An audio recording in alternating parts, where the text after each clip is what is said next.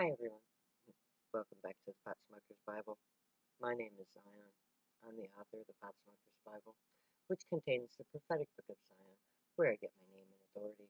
It comes from the Ketuvim, or Old Testament, of the Hebrew Bible. I use the King James Version of the Christian Bible to put together the prophecy of Israel from the scattered bits and pieces of testimony from the various Old Testament prophets. What I came up with was the Book of Zion, a book which details the events of the year 2020 and which contains the judgment of God towards this society.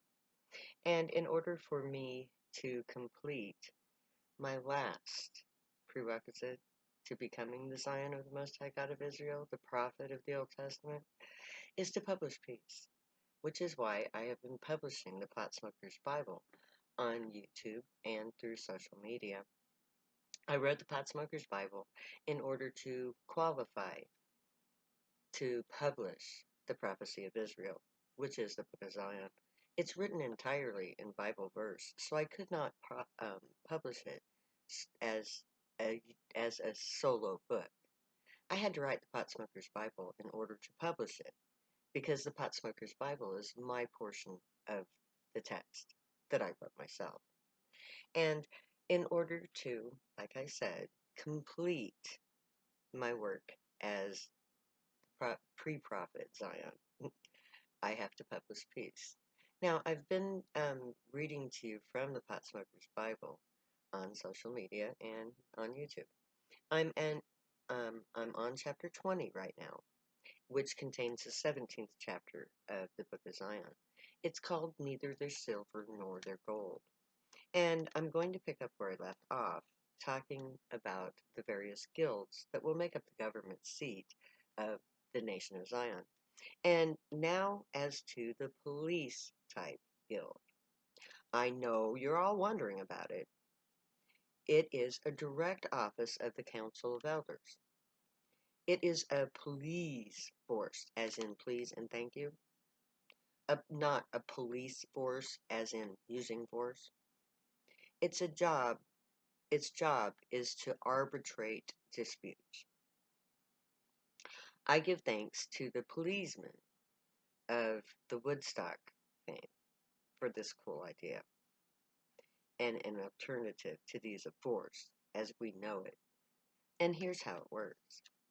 Each unit will be comprised of 3 individuals: a gray human empath, a strongman for physical altercations, no use of deadly force here, and the arbitrator. The arbitrator is the leader of the unit and versed in all matters of law, kind of like a lawyer or a judge. Their job is to see to it that all issues in any given dispute are resolved according to law. This unit, once called upon, is in complete control of the given situation. Only the Council of Elders can supersede the authority once they're invoked.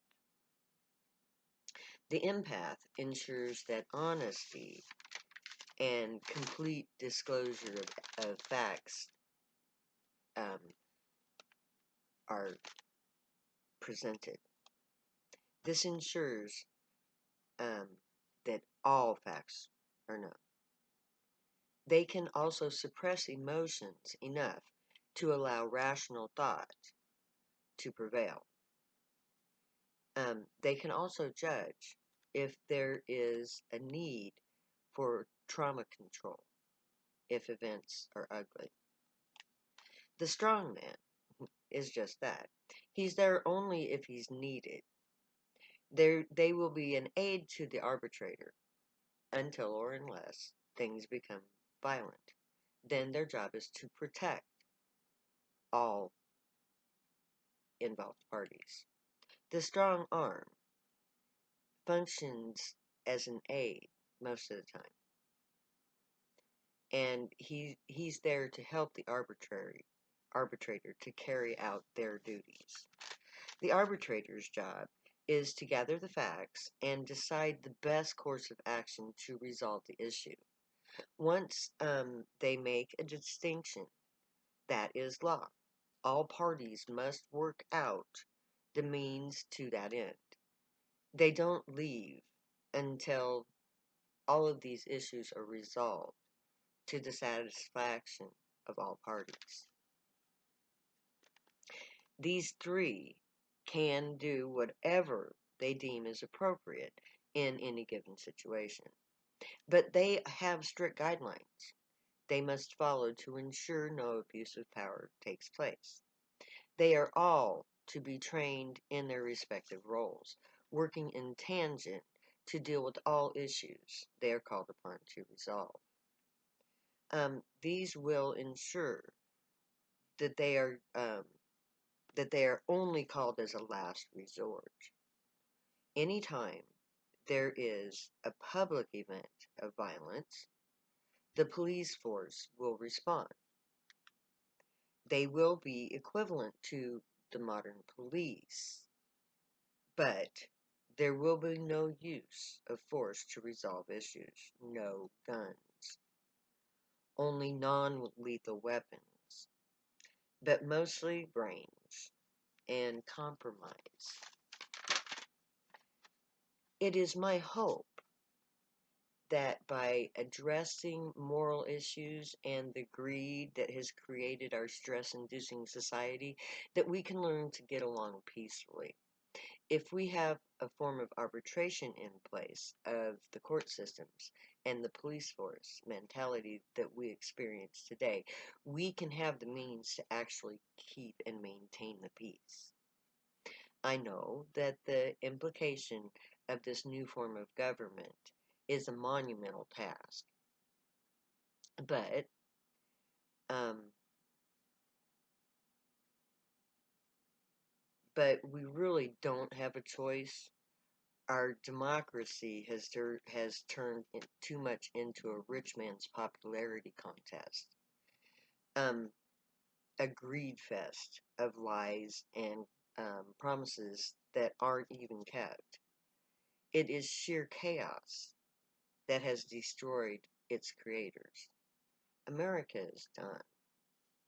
Our governments are not working.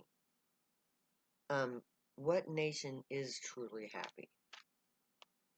Where are the needs of the people put above personal policies and politics? Even the Queen in the Queen's country, it's in turmoil.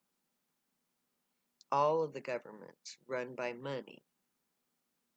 Money was power. It was the basis of all national activity. And the true motivation, wealth ran the governments, and money just doesn't care. Our governments are as heartless as the money that empowers them. It is my hope that this next form of government will be able to do its job and function without corruption or incompetency by creating a society that is set up to provide for all of its people in a way that allows the maximum amount of freedom. We can use government as a means to provide for the public good. I envision a society where everyone from birth is assured all of the basic needs: food, shelter, clothing, job security, education, healthcare, all of the means to thrive, which means the opportunity and the means to be creative, because society should provide for its members. By giving everyone able-bodied a job in the government in the guild works, we should be able to keep the hours worked to a minimum. If we animate manual labor, we can reduce the necessary man hours even further, thus providing people the time to enjoy life and to be creative. Everyone will have the time and means to pursue personal interests and talents. The Supply Guild will be set up to provide the raw materials and assets and the basic goods needed by citizens to be used in their personal endeavors. There will be an open market for private enterprise. Anyone can go into business for themselves using um, the assets of the nation, which are obtained through the supply guild. You see, money isn't needed. It has only one true function: to limit the supply chain. Money is a control mechanism used by those who have it to keep everyone else under control. No money, they say? Too bad, so sad. You can go die now. Or you can do everything for me and I'll let you live. Only rich people need money. The rest of us need the things that money can buy. Here. We need food, which doesn't use money to grow. We need shelter, which requires materials that don't need money to exist.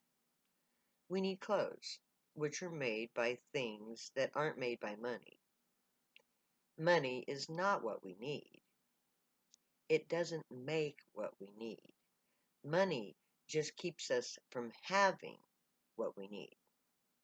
And we're about to learn that lesson the hard way because our dire situation is going to require more than money can give. Money is going to greatly impede the efforts to minimize the effects of global warming. We already have the verdict. It is in. Money both created climate change and ensures its most dire consequences. Money has already destroyed society. You just don't know it yet. So very soon the wealthy people will be confronted with a world that it seems to have turned against them. The sea will begin to rise up and flood their cities. The wealthy will, um, the weather will intensify. The heat will become so intense no one will be able to enjoy nature. Crops will fail as climate migrates northward. Then the people with money will be helpless. The wealthy who created climate change through greed will suffer the most because of it, because they have turned a blind eye to what is happening.